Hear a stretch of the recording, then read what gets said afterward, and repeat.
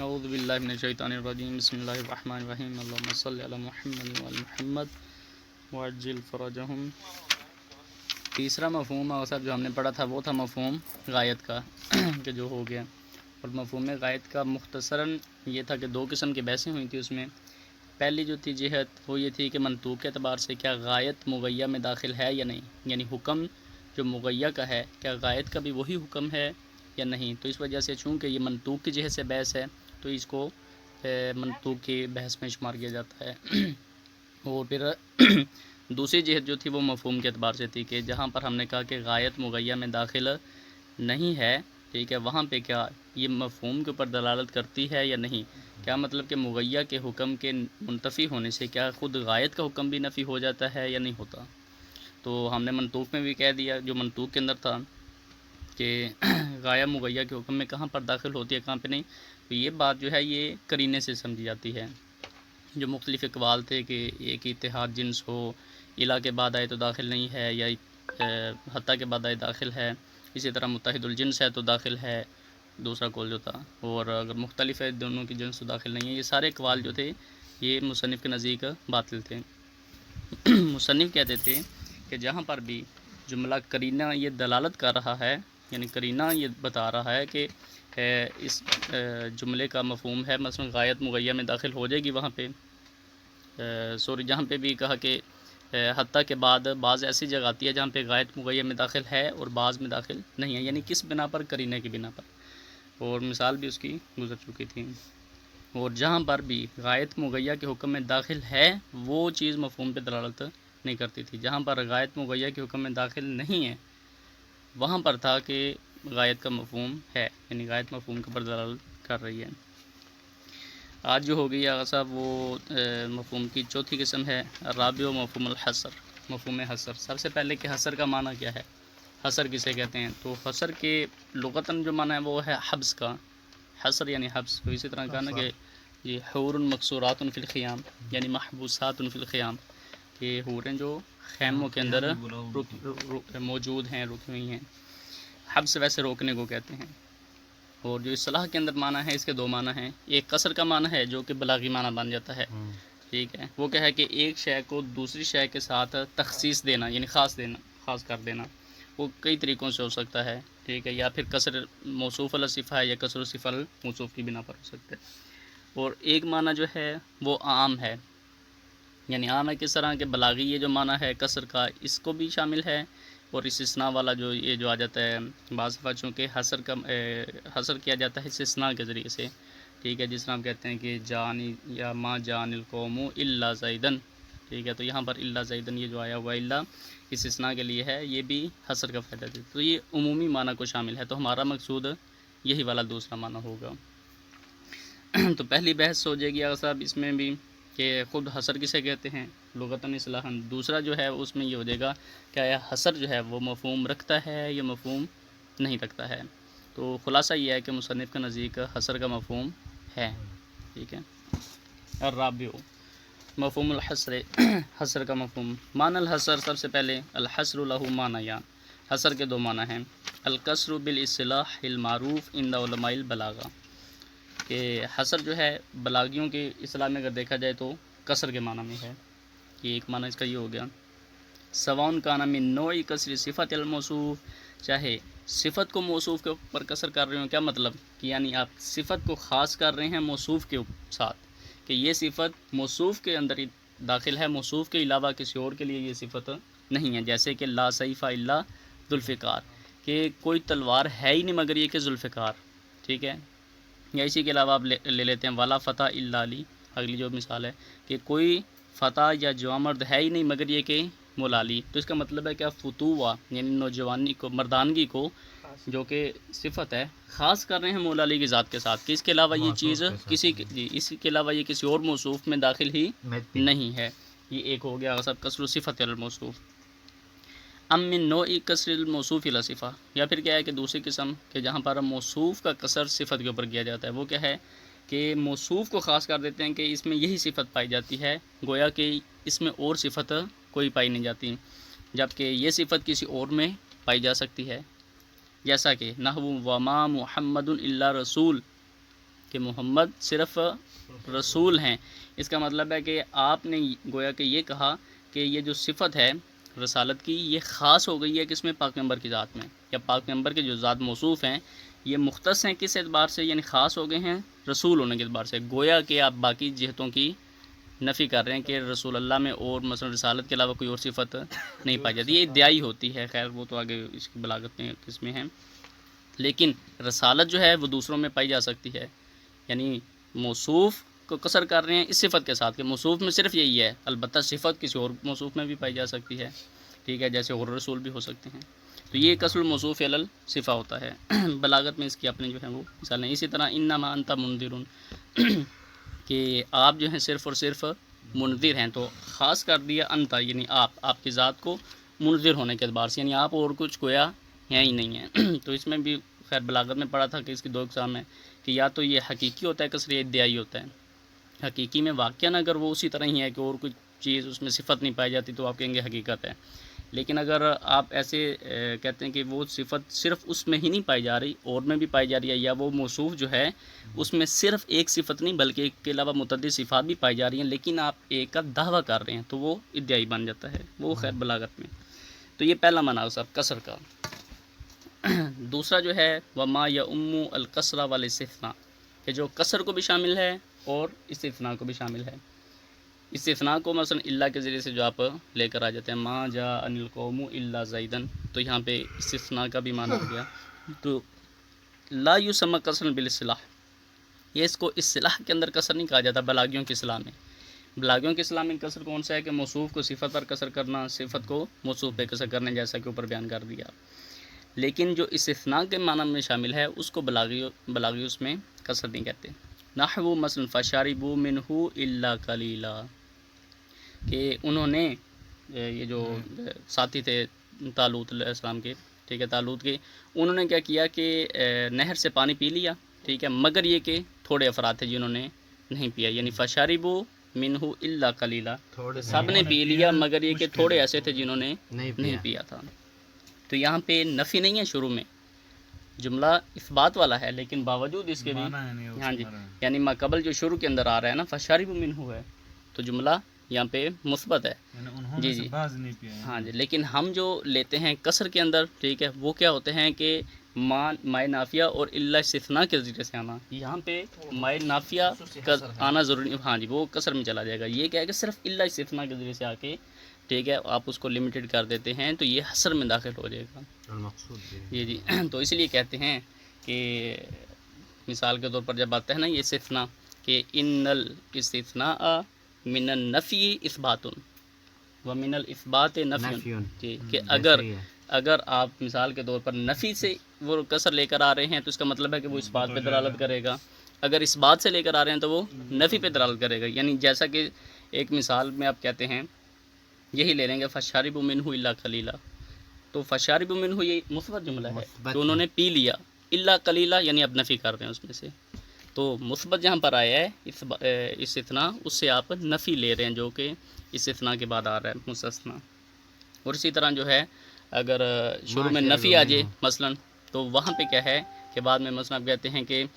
ما جاء القوم الا زید، یا الا زیدن، سوری، ما جاء القوم الا زیدن، کہ میرے پاس قوم نہیں ہے، یہ نفی کر دیا، زید کے آنے کو آپ نے ثابت کر دیا. الا قلیلا. والمقصود به هنا هو هذا المعنى الثاني، اور جو حصر میں ہمارا مقصود ہے وہ یہی دوسرا معنی ہے. اختلاف مفہوم الحصر باختلاف ادواته، اب کہتے ہیں کہ حصر کا جو ہے کیا مفہوم کے اوپر دلالت کرتا ہے یا نہیں کرتا، تو اس کا کوئی قاعدہ معیار خاص نہیں ہے. جو حصر استثناء کے ذریعے سے حاصل ہوتے ہیں وہ ہماری مقصود جی ہے. ہمارا مقصود وہی ہے، لیکن کہہ رہے ہیں کہ آیا خود مطلق حصر کو کہہ دینا ہے کبھی، آیا خود مطلق حصر جو ہے وہ دلالت کر رہا ہو کہ اس کا مفہوم ہے یا نہیں، تو اس طرح نہیں ہے. یہ چیز کیسے پہچانی جائے گی؟ اس کے ادوات سے پہچانی جائے گی، ٹھیک ہے، کیونکہ خود جو ادوات ہیں اس کے کئی طرح کے ہو سکتے ہیں، جن کے اندر 4 قسمیں انہوں نے ویسے ٹوٹل بیان کی ہوتی ہیں. چلیں وہ آگے دیکھتے ہیں. اختلاف مفہوم الحصر باختلاف ادواته، کہ مفہوم حصر جو ہے اس کا اختلاف ادوات کے اختلاف کی وجہ سے مختلف ہو جاتا ہے. ان مفہوم الحصر یختلف حاله باختلاف ادوات الحصر کما سترى، کہ جو حصر کا مفہوم ہے وہ اس کے حصر کے اختلاف کی وجہ سے، یعنی ادوات اگر حصر کے مختلف آ جاتے ہیں تو اس کی حالت بھی مختلف ہوگی، بعض جگہ پہ مفہوم رکھ رہا ہوگا، بعض پہ نہیں بھی رکھ رہا ہوگا، جیسے کہ آپ دیکھیں گے فَلِذَلِكَ كَانَ عَيْنًا علینا فَلِذَلِكَ كَانَ عَلَيْنَا أَن نَبْحَثَ عَنْهَا وَاحِدَةً وَاحِدَةً فَنَقُولُ، اس لیے ضروری ہے ہم پہ کہ ہم کیا کریں کہ ایک ایک کر کے اس کو بیان کریں، بحث کریں اس کے حوالے سے۔ فَنَقُولُ، تو آپ کہتے ہیں کہ اللہ جو آیا ہے سب اس کے معنی ہیں، وَهِيَ تَأْتِي بِثَلَاثَةِ وُجُوهٍ، یہ جو ہے یہ 3 معنی کے لیے اللہ آتا ہے، ٹھیک ہے صاحب۔ ویسے جو ہے یہ 4 معنی کے لیے آتا ہے اللہ، جو ہے نحو کے اندر ویسے 4 ظاہر معنی کے لیے آتا ہے، جن میں سے ایک کیا ہے صاحب کہ اللہ استثناء کے لیے آتا ہے، اللہ صفت بن کے آتا ہے جو کہ غیر کے معنی میں ہوتا ہے، جس طرح لا الہ الا اللہ، یعنی لا الہ غیر اللہ، غیر اللہ، ٹھیک ہے۔ اور تیسرا جو معنی ہے وہ کیا ہے کہ ادات حصر کے بعد آ جاتا ہے، جی ٹھیک ہے، یہ نفی کے بعد آ جاتا ہے ادات حصر کے طور پہ۔ اور چوتھا معنی کیا ہے صاحب زائدہ، جی کبھی کبھار اللہ زائدہ آتا ہے، ٹھیک ہے، تو یہ بھی ہماری بحث نہیں ہے۔ اچھا، مانتے تو اس کے اندر صاحب جہاں پر یہ آتا ہے اما الا الوصفیہ، الا وصفیہ جو ہے فاہیہ تاقع وصفا لما قبلہا کسائر الاوصاف الاخری، الا وصفیہ جو آتا ہے وہ اسی طرح ہی آتا ہے جس طرح اپنے ما قبل کی وصف کو بیان کرنے کے لیے ہے، وصف کے لیے، جس طرح سارے ادوات وصف کے ہوتے ہیں، وہ ما قبل ان کا موصوف ہوتا ہے، یہ اس کی صفت کے طور پر آتے ہیں۔ خود اللہ جی، اللہ جب وصف کے طور پر آتا ہے، جیسا کہ آپ کہتے ہیں نا مثال کے طور پہ کہ لو کان فیہما آلہۃ الا اللہ، الا اللہ پڑھا، ٹھیک ہے، آلہۃ الا اللہ، یہاں پہ یعنی غیر اللہ ہی مانا ہے کہ اگر خدا کے علاوہ کوئی اور، تو یہ صفت ہے، صحیح ہے۔ یا آپ ایک اور دفعہ کہہ دیتے ہیں کہ جاءنی رجل، یعنی لو، مثال کے طور پر آپ ایک اور مثال دیتے ہیں کہ لو کان معنا الرجل الا زید لانتصرنا، کہ اگر ہمارے ساتھ زید راجل ہوتا لیکن کون، غیر زیدن، الا زیدن کا مطلب کیا کہ غیر زیدن، کہ زید کے علاوہ اگر کوئی اور مرد ہمارے ساتھ ہوتا تو ہم فتح پا جاتے، تو اس کا مطلب ہے کہ یہ جو نفی ہو رہی ہے وہ زید کی ہو رہی ہے، تو یہ وصف والا ہے سب، ٹھیک ہے صفت، تو آیا یہ مفہوم کے اوپر دلالت کرے گا، جہاں پر وصف ہے تو آپ کہا کہ وہی بحث وصف میں چلی جائے گی،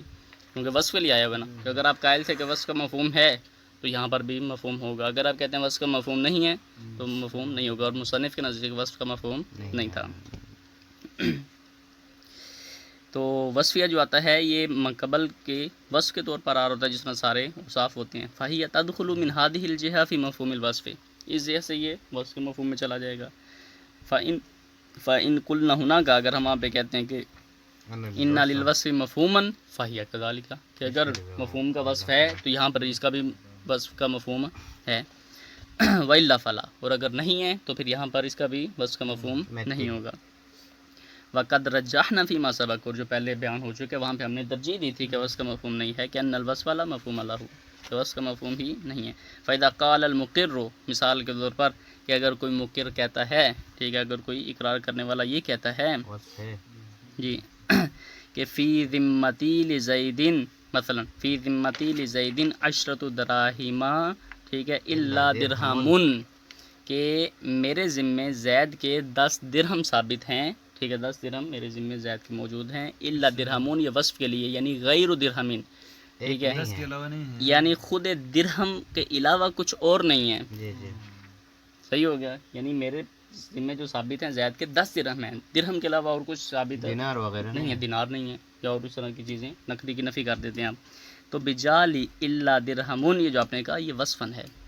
اس کو جب آپ نے وصف بنایا تو فإنه يثبت في ذمته تمام الاشرا الموصوفہ، تو اس کے ذمے سارے 10 کے 10 ثابت ہو گئے ہیں، لیکن درہم کے علاوہ کچھ اور چیز ثابت نہیں ہوئی،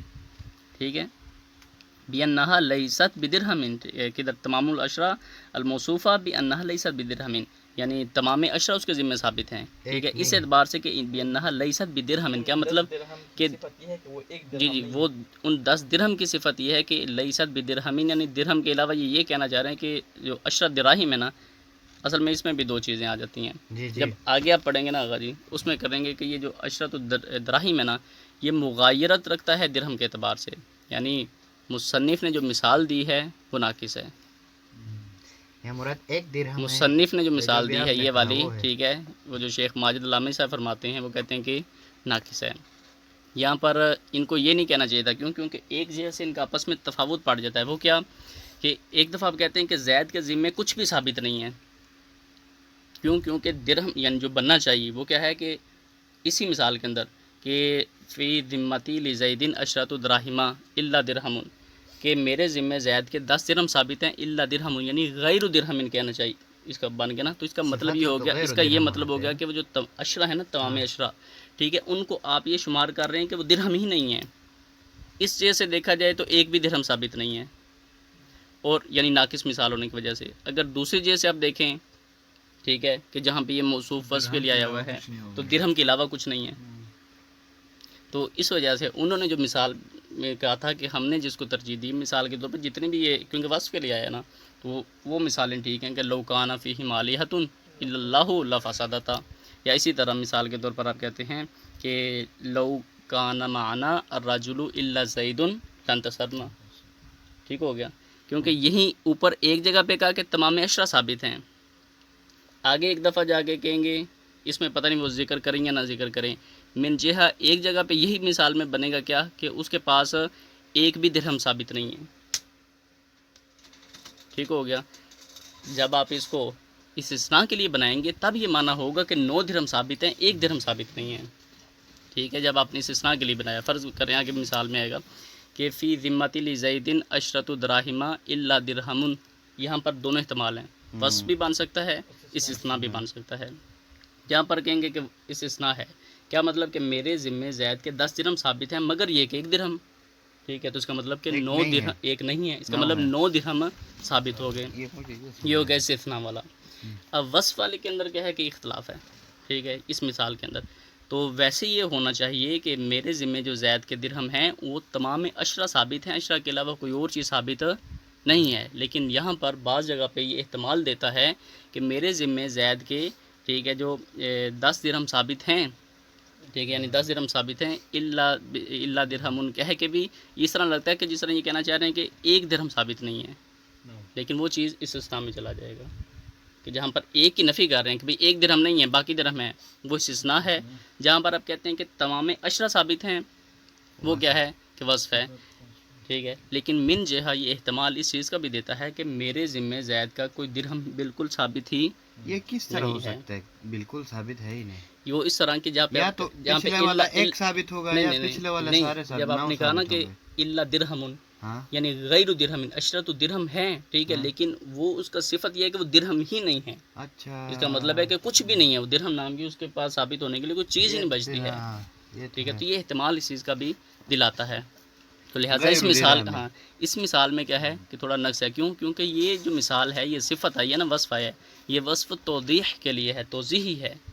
ٹھیک ہے، اور وصف توضیحی کیا مطلب کہ اسی کو بتا رہا ہے کہ بھئی جو 10 درہم ہیں، ٹھیک ہے، وہ مغایت رکھتے ہیں کس کے ساتھ، درہم کے ساتھ، یہ وضاحت ہے اس کی۔ لیکن باقی جو مثالیں آئی ہیں جہاں پر وصف بیان کیا تھا کہ لو کان معنا الرجل الا زید لانتصرنا، تو اس میں وہ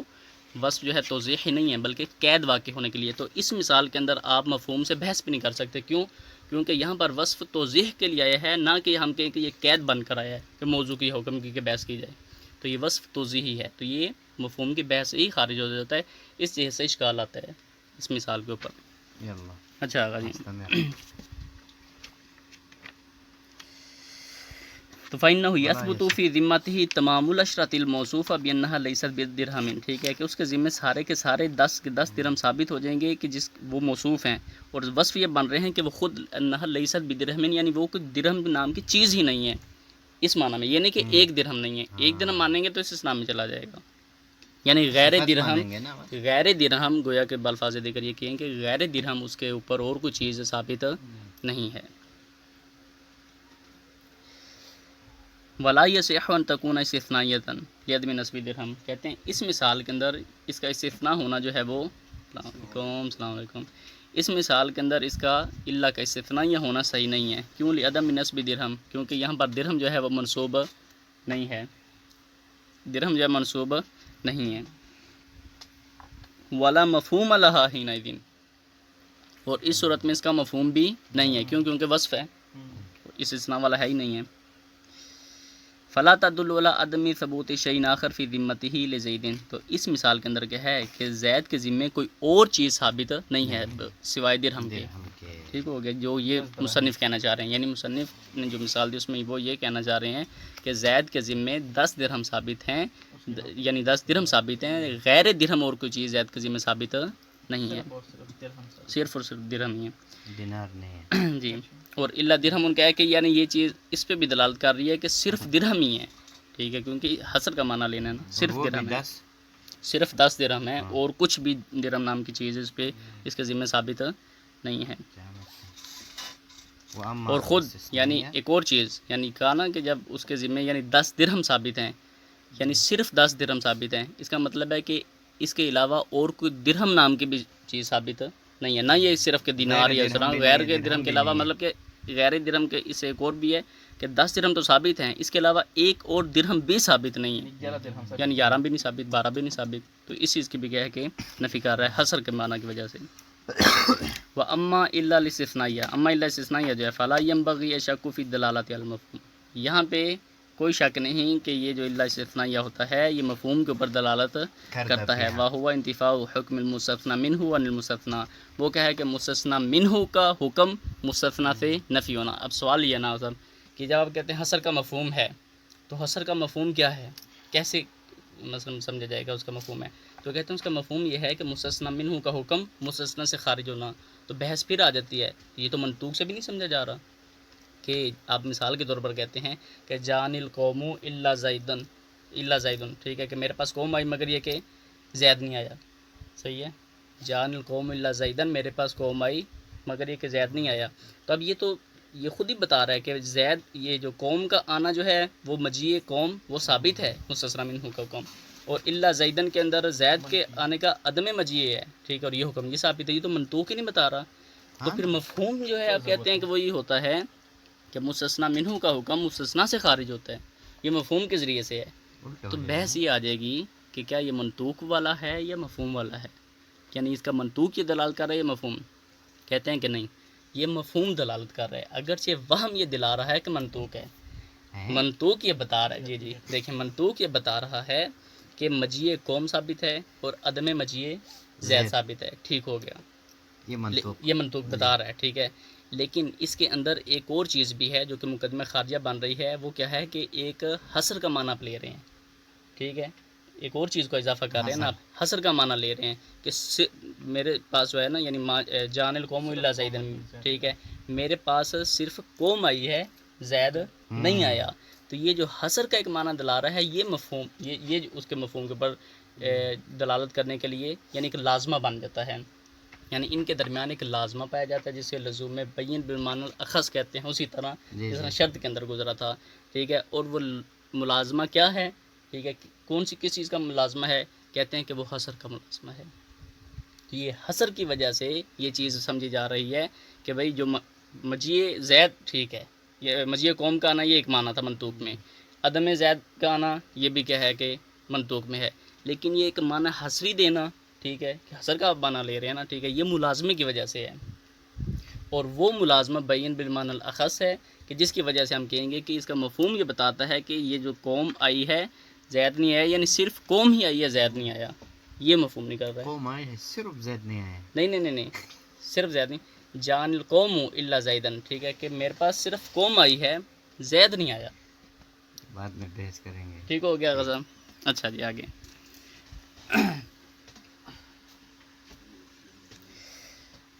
ایک دو سوال ہے بعد میں کرتے ہیں، ٹائم میں. وَهُوَ انتفاء حکم المستثنى منہ عن المستثنى،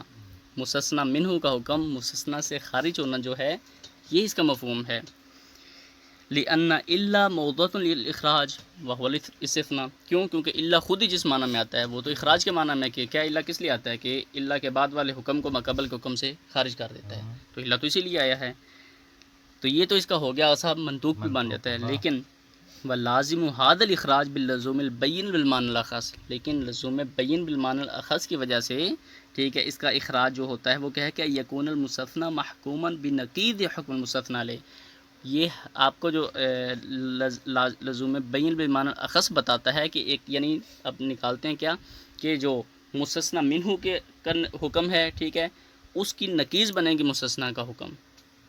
دو نقیزیں بن رہی ہیں, مخالف حکم ہوگا. یہ ایک لزوم یعنی ایک پہلے کا آنا ہے, حکم جو نکال رہے ہیں تو کہتے ہیں کہ خود آنا ایک استثناء کا جو کام ہے وہ کیا ہے کہ حکم مقابل کے حکم سے مستثنا کو نکال دیتا ہے. اب یہی لازمہ بنتا ہے, لازم بالمعنی البین اخذ جو ہے, ٹھیک ہے, لازم بین بالمعنی الاخذ, یہ لازمہ یہ بنتا ہے کہ اگر مقابل کے حکم سے اس کو نکال رہا ہے تو کہتے ہیں کیا مطلب کہ یہ مستثنا کا جو حکم ہے وہ نقیض بنے گی مستثنا منہ کے حکم کے, نقیض بن رہا ہے نا, پہلے سے بنتا ہے. بن رہا ہے. لیکن یہ جو ایک لازمہ نکال رہے ہیں اپنا, اس لازمے کی وجہ سے جو کہ معنی حصر ہے, اس کے علاوہ پہلے نہیں جی تھا. جی اس کے مان پہلے تھا منطوق کے اندر, وہ عدم مجیء کا آنا تھا, ٹھیک ہے, لیکن کہتے ہیں کہ یہ ظاہر منطوق سے نہیں سمجھا جا رہا, منطوق کا کام وہیں تک تھا, یہ اس کے مفہوم سے سمجھا جا رہا ہے, وہ بھی لازمے کی وجہ سے. اور لازمہ کون سا ہے اس کے درمیان, لزوم بین بالمعنی الاخص ہے, لیکن وہ گویا کہ حصر ہے, ٹھیک ہے, جو جس چیز کا یہ دلا رہا ہے کہ ان یکون المستثنی محکوما بنقید الحکم المستثنی علیہ, کہ جو مستثنی ہے اس کے اوپر جو حکم لگایا گیا ہے وہ مستثنی منہ کے حکم کے نقیض ہے, اور یہ دونوں نقیضیں ہو گئی ہیں. تو دونوں نقیضیں ایک ساتھ تو نہیں جا سکتی. آپ کہیں کہ یہ بھی اڑ جائے نقیض, یہ بھی اڑ جائے, تو ارتفاع النقیضین محال ہوتا ہے مقدمہ خارجہ کی وجہ سے. ولما کان ھذا اللزوم بینا ظن بعضهم ان ھذا المفہوم من باب المنطوق, چونکہ یہاں پر لزوم بین ہے, ٹھیک ہے, لزوم بین بالمعنی اخص آ رہا ہے, بدیہی چیز ہے نا چونکہ, تو اس وجہ سے بعض نے یہ سمجھا کہ یہ منطوق سے سمجھا جا رہا ہے, لیکن یہ منطوق سے نہیں ہے, یہ ایک لازمے کی وجہ سے ہے. وہ لازمہ یہ بتا رہا ہے کہ جو حکم ہے مستثنا کا وہ نقیض ہے کہ کون سے حکم کے, مستثنا منہ کے, یا مستثنا منہ کا جو حکم لگا جا رہا ہے اس کے اوپر وہ نقیض مان جاتا ہے حکم کس کے, مستثنا کے. یہ تو ہو گیا جی, لزوم بین بالمعنی الاخص ہے, یہ بتاتا ہے کہ مستثنا کا حکم مستثنا منہ سے الگ ہے, مستثنا کے نقیض ہے, الگ بن رہا ہے. اور یہ خود نقیض کا آ جانا یہ بتا رہا ہے کہ بھئی یہ مستثنا منہ کا حکم ایک الگ لگا تھا, اسی کا نقیض لگنا چاہیے کہ اس کے اوپر مستثنا کا حکم, ٹھیک ہے. تو یہ لازمے کی وجہ سے ہم ظاہری طور پہ بھی دیکھتے ہیں کہ حکم الگ پایا جا رہا ہے, تو لہٰذا اس وجہ سے یہ بحث مفہوم میں جائے گی نہ کہ منطوق میں ہوگی. آ گیا سب اما ادات الحصر بعد النفی, ٹھیک ہے, یہ تو تھا کون سا کہ استثناء والا. اما جہاں پر یہ ادات حصر نفی کے بعد آ جاتے ہیں, جس طرح نحو لا صلاۃ الا بطہور, کہ نماز کے طہور کے علاوہ کوئی نمازی نہیں ہے. تو یہاں پہ الا کے آنے سے پہلے ہی, ٹھیک ہے, یعنی الا اگر نہیں بھی آپ داخل کرتے تو آپ صحت صلاۃ کی گویا کہ نفی کر رہے ہوتے ہیں کہ صحت صلاۃ کی نفی ہے, مگر یہ کہ طہور کے ذریعے سے, یعنی طہور جو کہ غسل ہے, وضو ہے, ٹھیک ہے, یہ صرف اسی کے ذریعے سے صحت نماز ہے, اس کے علاوہ آپ نماز جو ہے آپ کی صحیح نہیں ہے. یعنی لا طہور لا صلاۃ الا بطہور, نماز صحیح ہوگی ہی نہیں مگر یہ کہ صرف طہور کے ذریعے سے. آپ کا اس کا مطلب ہے کہ غسل اور وضو وغیرہ طہور جو کہ شامل ہیں وہ کرنا پڑے گا. فہی فی الحقیقت من نوع الاستثنائیہ, کہتے ہیں یہ در حقیقت یہ بھی استثنائیہ کی, ٹھیک ہے, نوع میں سے آ جاتے ہیں. فرع آگے سبق فرع کہ یہ لو شککنا فی مورد ان کلمۃ الا استثنائیۃ او وصفیۃ, یہ سوال جی, اگر کوئی بالفرض یہ کہتا ہے, شک کرتا ہے کہ کیا کلمہ الا جو ہے وہ استثناء کے لیے ہے یا وصف کے لیے ہے, تو اب کیا کریں. مثال کے طور پر مثل ما لو قال المقر, اگر کوئی اقرار کرنے والا شخص یہ کہتا ہے کہ لیس فی ذمتی لزید عشرۃ دراہم الا درہم, کہ میرے ذمے جو ہے وہ, ٹھیک ہے, زید کا جو ہے وہ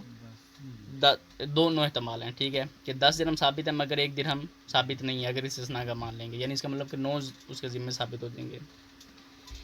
اذ یجوز فی المثال ان تکون الا وصفیۃ, اس مثال میں جائز ہے کہ الا وصفیہ بھی بنے, و یجوز ان تکون استثنائیۃ, اور یہ بھی جائز ہے کہ الا استثناء کے لیے بھی آئے. کیوں, کیونکہ درہمون جو ہے وہ یہاں پر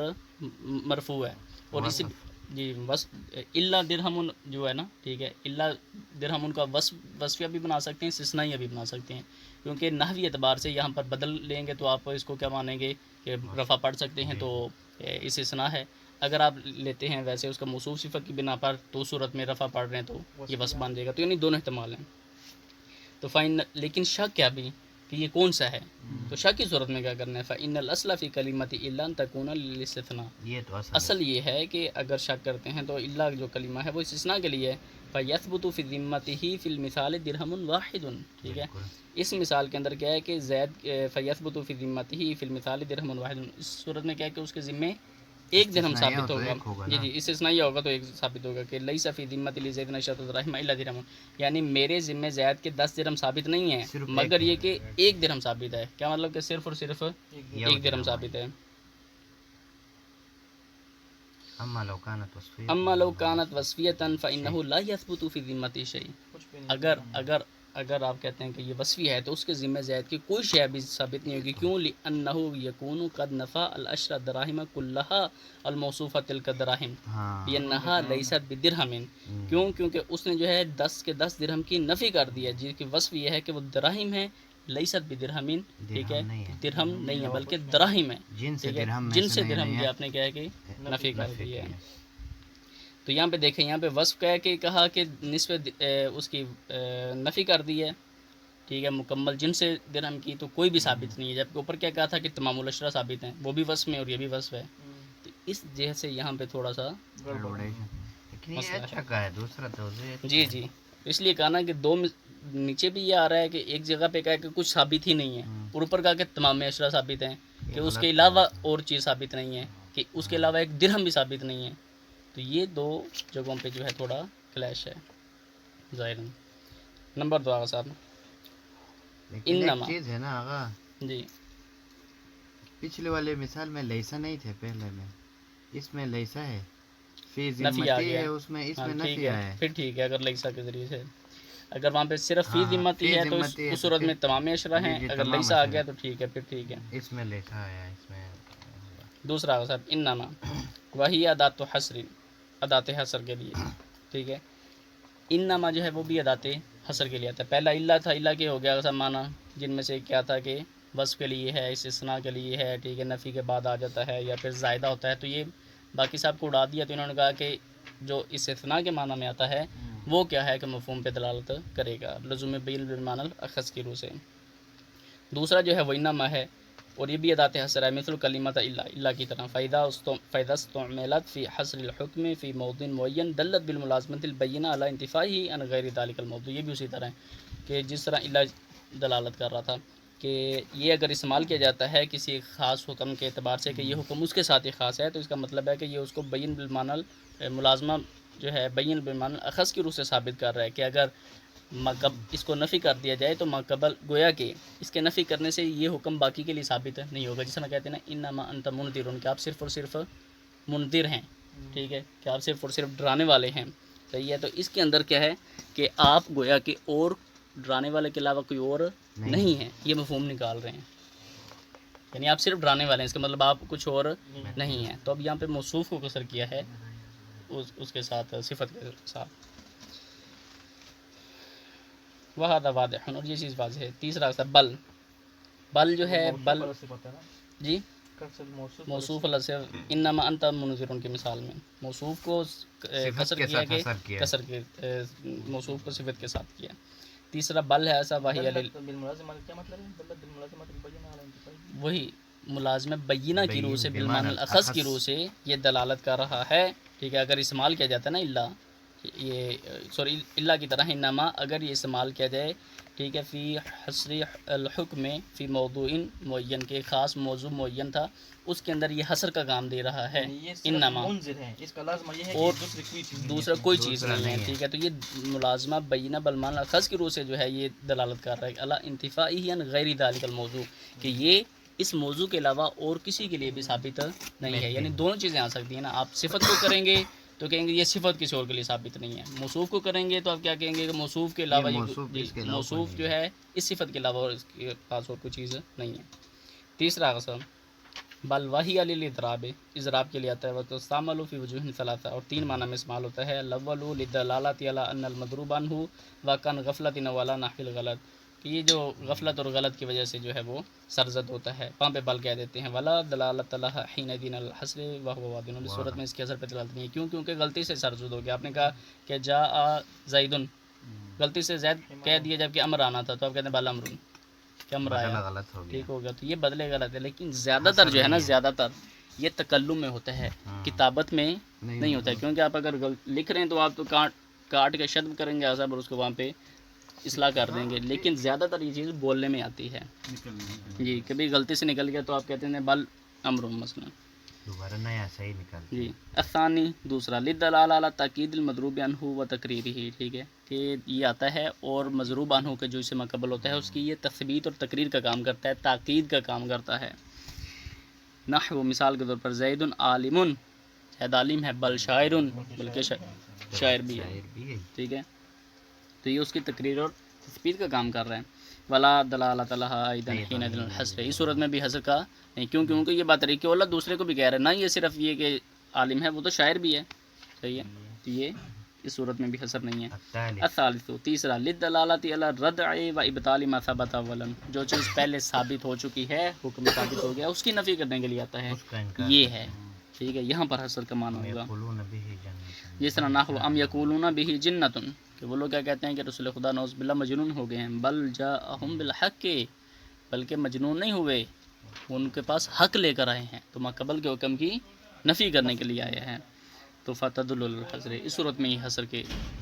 ٹھیک ہے، اوپر دلالت کر رہا ہے۔ مفہوم بھی ہو فیکون جائے۔ لہا مفہوم، اس صورت میں اس کا مفہوم ہے وہذہ الآیۃ الکریمہ تدل علی انتفاء مفہوم کیسے مجیئہ نکالیں گے اس بغیر کا؟ الحق، یہی حصر کا جو معنی ہے اس کا، کہ بلکہ وہ تو صرف کیا ہیں کہ ان کے پاس حق لے کر آئے ہیں۔ سوری بھائی ہمیں تو یہی ٹائم ملا تھا یار، آپ پڑھ لو پھر ہم جا رہے ہیں۔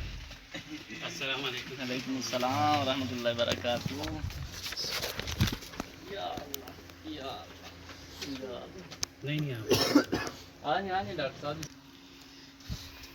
اچھا آقا جی، تو تیسرا ہو گیا کہ جہاں پہ ماقبل کے ابدال کے لیے آتا ہے، ماقبل کا حکم اور تھا، بعد میں اور ہے، تو یہ جو حصر کے اوپر دلالت کرنا ہے اس کا یہی کیا ہے کہ مفہوم کی جہت سے ہے، یعنی مفہوم لازم ان کے درمیان ملازمہ تھا، ملازمہ بینہ بالمعنی الاخص، وہ بتاتا ہے کہ یہ حصر کا معنی بھی دے رہا ہے، اور یہی مفہوم ہے اس کا، یعنی جو مستثنی منہ ہے، ٹھیک ہے، اگر استثناء کے معنی میں آپ اللہ لے آتے ہیں، لیکن یہاں پہ چونکہ یہ استثناء کا نہیں حصر کا معنی ہے، تو اس وجہ سے کیا ہے کہ اس کے علاوہ یہ آپ کہتے ہیں گویا کہ اور چیز اس میں موضوع کو یہ چیز شامل ہی نہیں ہے۔ وہنا کا حیا، اچھا سر، یعنی آپ کہتے ہیں فیکون اللہ مفہوم، اس آیت کا مفہوم ہے وہذہ الآیۃ الکریمہ تدل علی انتفاء مجیئہ بغیر الحق، یہ آیت بتاتی ہے کہ حق کے علاوہ وہ اور کچھ بھی نہیں لے کر آئے، یعنی صرف حق لے کر آئے ہیں، اور حق کے علاوہ اور وہ کچھ بھی نہیں لائے، تو یہی مفہوم ہے، ٹھیک ہے۔ چوتھا آثار وہنا کا حیات غیر الادوات تدل علی الحصر، ادھر حیات آتی ہیں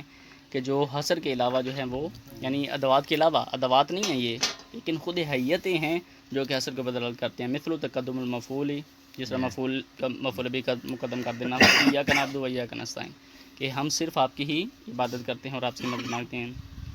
ومثل تعریف المسند الیہ باللام الجنس ما تقدیمہ، اسی طرح آپ کیا ہے کہ مسند الیہ یعنی مبتدا کو آپ مقدم کر دیتے ہیں، اوپر الف لام بھی لگا دیتے ہیں، تو یہ بھی حصر کا معنی ہے، جس طرح العالم محمد، یعنی محمد صرف عالم ہی ہیں،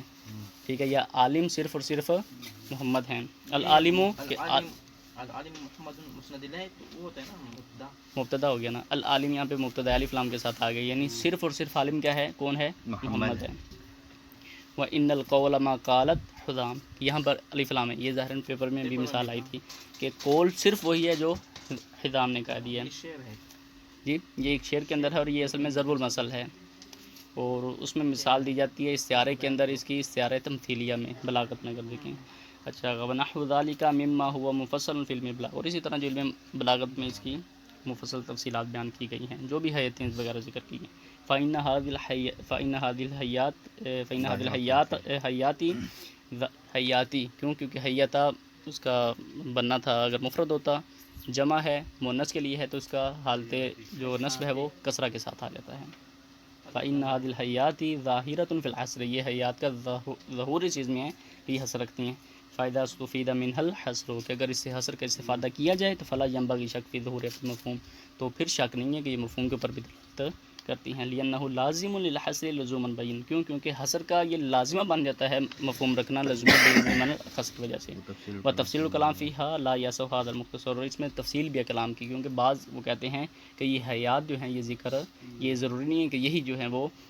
ہر جگہ پہ آپ کہیں کہ حصر کے اوپر دلالت کرتی ہیں، بعض دفعہ حیت حصر پہ دلالت نہیں کرتی، اہتمام کے لیے آتی ہے، جس طرح آپ کہتے ہیں کہ العالمہ استضفت، کہ میں نے مہمان نوازی کی عالم کی، تو کیا صرف عالم کی کہتے ہیں نہیں، وہ اہتمام کی روح سے باقیوں کی بھی کی، اس کو ذرا